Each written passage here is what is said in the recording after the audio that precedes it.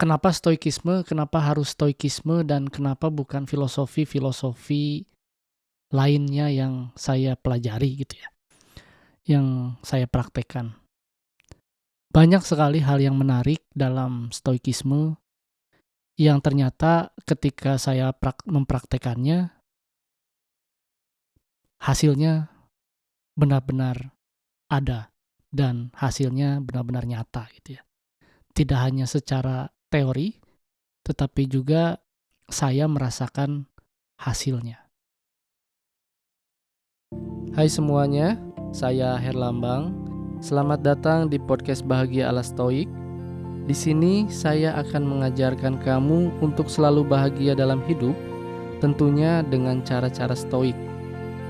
Prinsip hidup yang diajarkan oleh para filsuf seperti Seneca, Epictetus, Zeno, dan tentunya Marcus Aurelius 2000 tahun lalu yang masih sangat relate dan bisa diterapkan di zaman sekarang. Agar tidak ketinggalan setiap episodenya, jangan lupa follow channel ini dan nyalakan loncengnya. Selamat mendengarkan.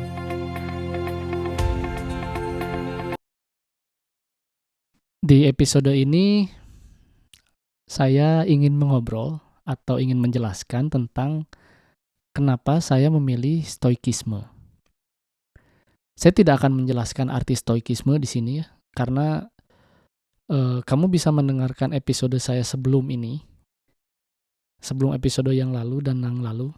Mungkin kamu bisa scroll ke bawah, itu saya menjelaskan tentang apa itu stoikisme. Di sini saya akan menjelaskan kenapa sampai sekarang saya masih mempraktekkan dan mempelajari stoikisme.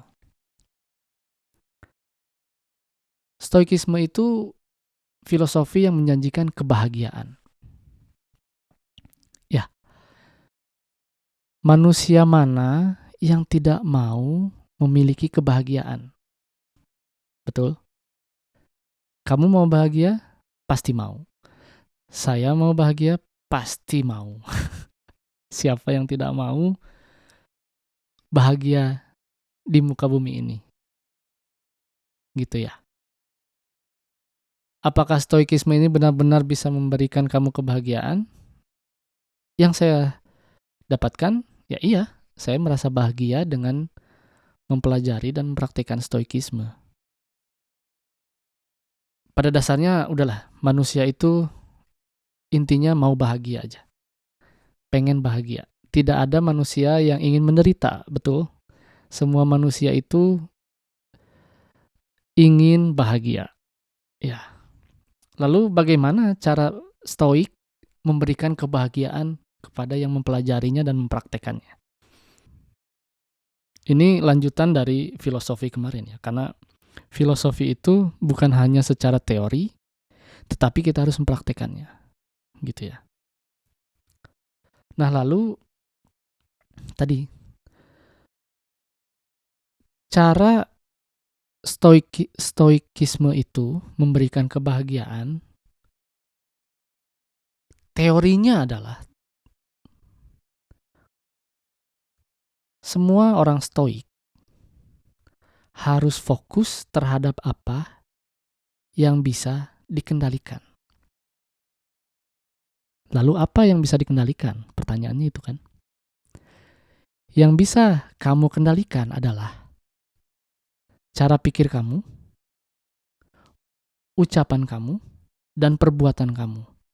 Itu yang harus kamu kendalikan. Itu yang bisa kamu kendalikan. Sisanya tidak bisa. Apa contohnya? Contohnya adalah, ini saya akan mencontohkan contoh seperti kemarin ya. Makan, minum, dan tidur. Oke. Kamu merasa lapar. Kamu pergi ke dapur. Di dapur cuma ada satu piring makanan. Kamu ngelihat ketika kamu lapar, lalu kamu ngelihat makanannya tidak kamu sukai. Misalkan kamu tidak suka terong, kamu tidak suka sayur-sayuran, tetapi Di piring itu cuma ada nasi, lauk pauknya hanya ada sayur, tidak ada daging, tidak ada kikil, tidak ada rendang. Cuma sayuran. Misalkan sayur lodeh. Ya, saya ulang ya. Kamu lapar, itu masalahnya kan? Masalahnya itu kamu lapar. Ketika kamu lapar itu kan kamu tidak merasa bahagia, betul? Betul. Ketika kamu pergi ke dapur, ada makanan, satu makanan, nasi sama sayur lodeh. Kebetulan makanan itu tidak kamu sukai. Apakah makanan itu bisa kamu kendalikan? Tidak bisa. Tidak bisa kamu kendalikan. Ada pertanyaan, loh, kan saya bisa memilih apa yang saya ingin makan. Masalahnya, pilihannya cuma satu. Kamu lapar dan pilihannya cuma satu. Nasi dan sayur lodeh. Kan saya bisa beli di warung, nggak bisa. Ini contoh ini ya, contoh. Makanannya cuma ada nasi sama sayur lodeh yang nggak kamu sukai. Nah, yang tadi saya bilang, kita nggak bisa mengendalikan makanannya itu. Kamu nggak bisa rubah makanan itu dengan 1 detik. Dengan makanan itu akan berubah menjadi rendang atau kikil yang kamu sukai. Tetapi kita bisa merubah pola pikir kita dari tidak suka makanan tersebut menjadi suka. Loh, saya kan nggak suka, kenapa harus memaksakan? Kamu ingin bahagia, kamu ingin rasa lapar kamu hilang, kamu ingin masalah kamu terselesaikan, kamu ingin rasa lapar kamu hilang, kamu harus makan. Dengan apa? Makanan itu kan tidak jelek, makanan itu kan tidak eh, bukannya tidak enak, tapi makanan itu tidak suka. Apakah makanan itu baik untuk tubuh kamu? Baik, itu sayur lodeh, men. Sama nasi. Cuman, pola pikir kamu tidak suka dengan makanan itu. Yang bisa kamu kendalikan apa? Merubah pola pikir kamu dari tidak menyukai makanan itu menjadi menyukai makanan itu. Apakah itu mungkin? Mungkin sekali, karena pikiran itu punya kamu. Pola pikir itu punya kamu. Otak itu cuma punya kamu. Tidak ada yang bisa merubah itu.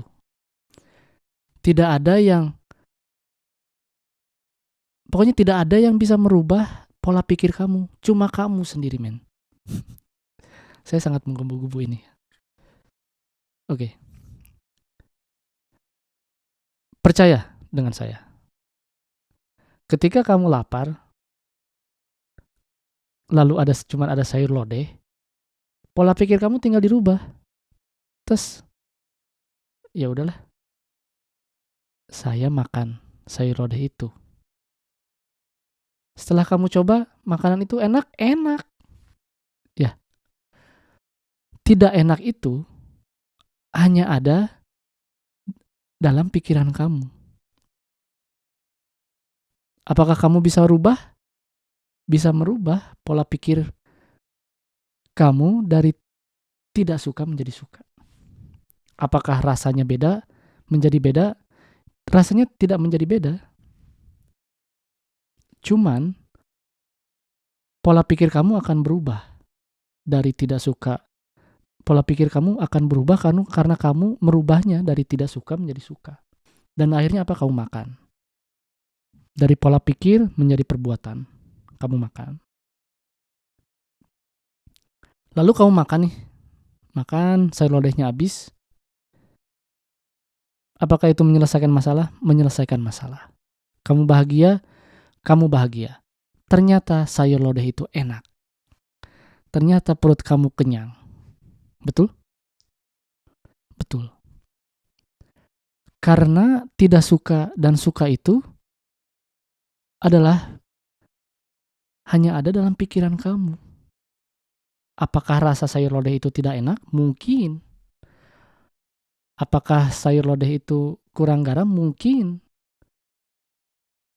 Kenapa mungkin? Karena kamu belum mencobanya.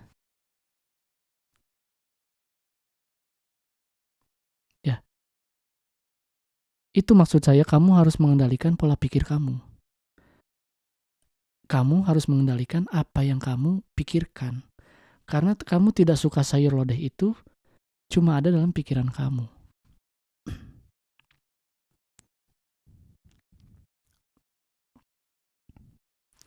Kamu haus. Kamu ngelihat cuma air putih.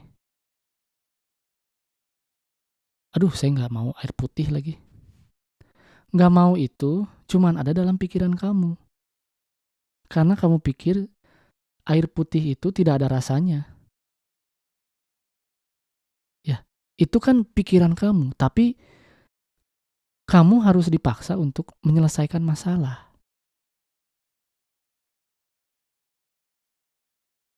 Ketika kamu haus, masalahnya apa? Harus minum. Minumnya cuma ada air putih. Kamu nggak bisa rubah itu, men. Itu jalan keluarnya satu-satunya. Yang kamu harus lakukan itu merubah pola pikir kamu dari yang tidak suka air putih menjadi suka. Dan kamu meminumnya dan kamu menyelesaikan masalah kamu sendiri.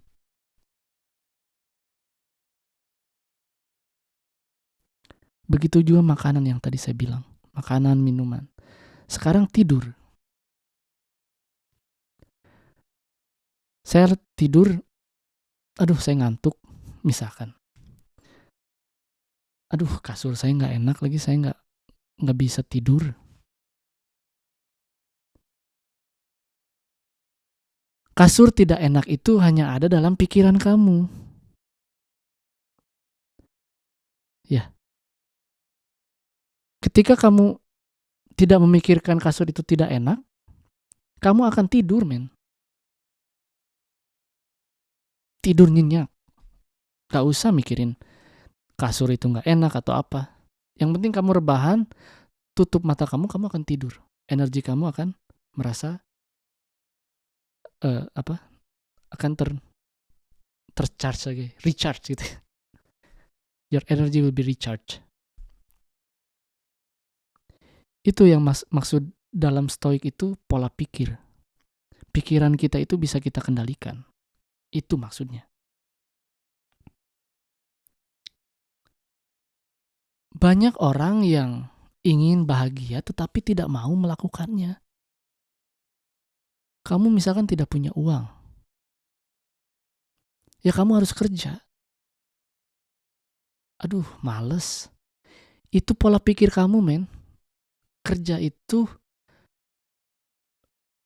malas itu pola pikir. Aduh, kerjanya panas misalkan. Kerjanya susah, kerjanya berat. Itu pola pikir, men. Ketika kamu merubah pola pikir dengan, oh, saya harus menyelesaikan masalah saya. Kerja. Tidak usah dipikirkan panas, kerja di luar, berat. Kerja, men. Apapun itu kerja. Kamu tidak bisa merubah. Ya kamu bisa memilih. Tapi kan kadang kita hanya dihadapkan dengan satu pilihan. Dan satu-satunya yang bisa kita kendalikan itu pikiran kita. Kita sering dihadapkan dengan satu pilihan. Pilihan makanan, pilihan minuman, pilihan tidur di atas kasur yang tidak enak.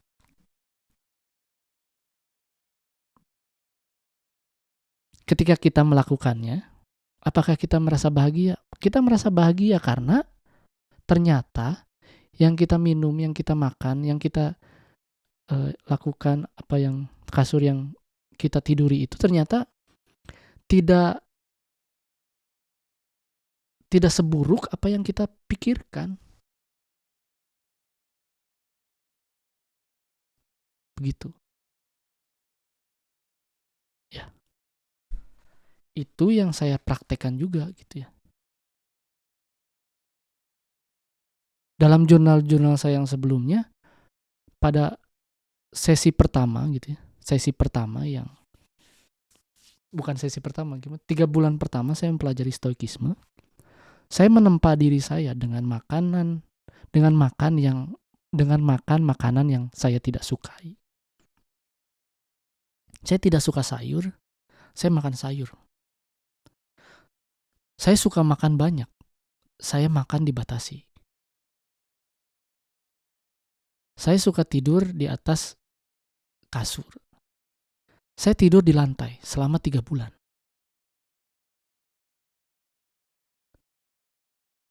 Saya suka minum minuman seperti soda atau apalah. Saya minum 3 bulan itu air putih. Itu latihan yang saya lakukan. Apakah saya bahagia? Masih bahagia, men. Masih bahagia. Karena suka tidak suka, nyaman tidak nyaman itu hanya ada dalam pikiran kita.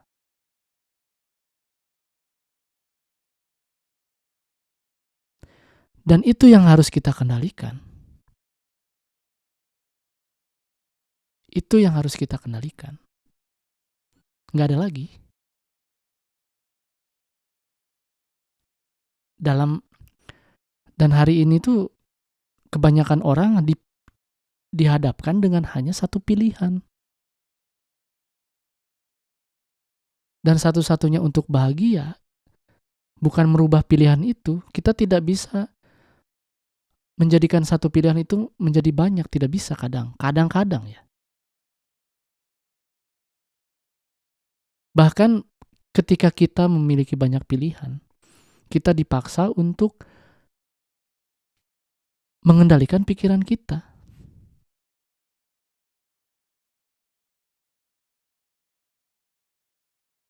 Gitu ya.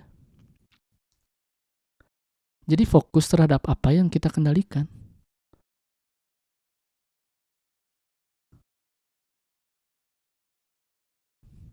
Itu. Apakah kamu akan bahagia? Bahagia. Karena, kenapa bahagianya? Karena kamu sudah bisa mengendalikan apa yang harus kamu kendalikan. Dan kamu akan, ketika kamu mempraktekkan itu ya, kamu akan menemukan bahwa ternyata ketidakbahagiaan yang kamu pikirkan itu membawa bahagia yang lebih untuk kamu.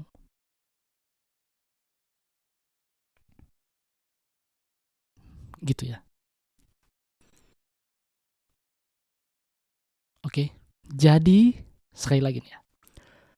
Ketika kamu dipilihkan dengan satu pilihan, yang bisa kamu rubah itu adalah hanya pola pikir kamu. Itu yang stoik ajarkan. Dan itu kita harus lakukan setiap detik, setiap menit, setiap hari, setiap jam, setiap bulan, setiap tahun.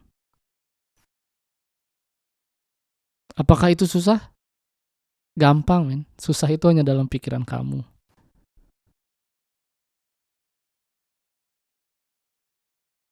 Tidak, ya. Susah itu hanya dalam pikiran kamu. Gampang kok, tinggal lakukan aja.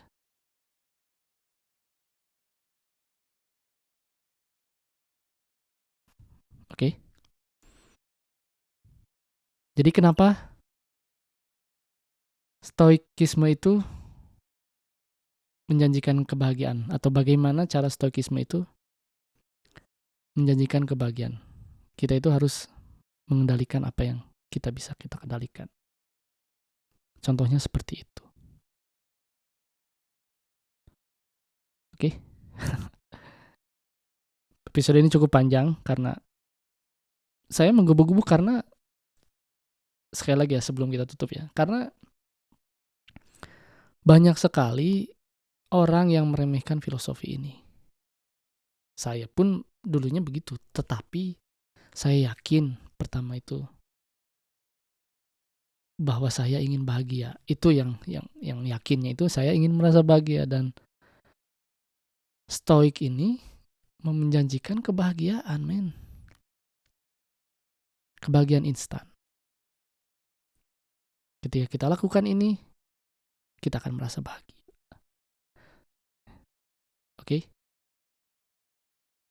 Saya akan merangkum 2 episode ini.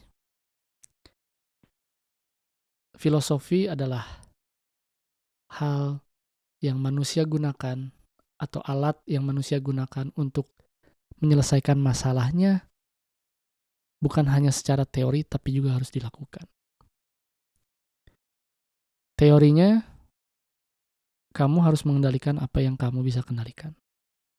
Prakteknya, kamu harus latih itu, mengendalikan pikiran kamu sendiri. Saya akan memberikan pengalaman saya, bagaimana cara saya mengendalikan pikiran saya, ucapan saya, dan perbuatan saya. Dalam hal apapun lah. Baik itu hidup, pekerjaan, sehari-hari, relationship, saya akan ajarkan kepada kamu. Bahagia ala stoik, saya Herlambang. Terima kasih telah mendengarkan episode ini. Jangan lupa di follow channel di Spotify ini, Bahagia ala Stoik, dan nyalakan loncengnya. Terima kasih, sampai jumpa di episode berikutnya.